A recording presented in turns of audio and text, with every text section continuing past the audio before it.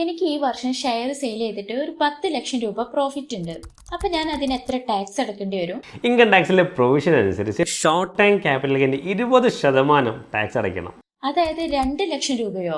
നിങ്ങൾ പേടിക്കേണ്ട, ഇൻകം ടാക്സിൽ നമുക്കുണ്ടായ ലാഭത്തെ നഷ്ടം കൊണ്ട് സെറ്റ് ഓഫ് ആക്കുന്ന ഒരു പ്രൊവിഷൻ ഉണ്ട്. അത് വെച്ച് നമുക്ക് നല്ല കിടിലം പ്ലാൻ ചെയ്യാം. അതായത് ഒരു എ എന്ന് പറഞ്ഞ ഷെയർ നിങ്ങൾ ഹോൾഡ് ചെയ്യുന്നുണ്ട്, അത് ഇപ്പോൾ 10 ലക്ഷം രൂപ നഷ്ടത്തിലാണ് ഉള്ളത്. ലാഭം ഉണ്ടാകുമ്പോൾ സെയിൽ ചെയ്യാം എന്ന് വിചാരിച്ച് നിൽക്കുകയാണ്. അത് ഇപ്പോൾ സെയിൽ ചെയ്തിട്ട് വീണ്ടും പർച്ചേസ് ചെയ്യുക. എന്നാണോ നിങ്ങൾക്ക് ലാഭം വരുന്നത് ആ സമയത്ത് പിന്നെ സെയിൽ ചെയ്താൽ മതി. ഇപ്പോൾ സെയിൽ ചെയ്തതുകൊണ്ടുണ്ടായ 10 ലക്ഷം രൂപ നഷ്ടം ആദ്യമുണ്ടായ 10 ലക്ഷം രൂപ ലാഭം കൊണ്ട് സെറ്റ് ഓഫ് ചെയ്യാം. അപ്പോൾ നെറ്റ് എഫക്റ്റ് 0 ആയിരിക്കും, പ്രോഫിറ്റ് 0 ടാക്സ്.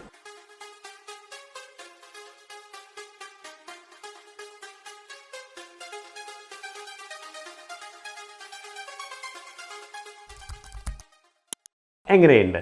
അടിപൊളി, കൊള്ളാം.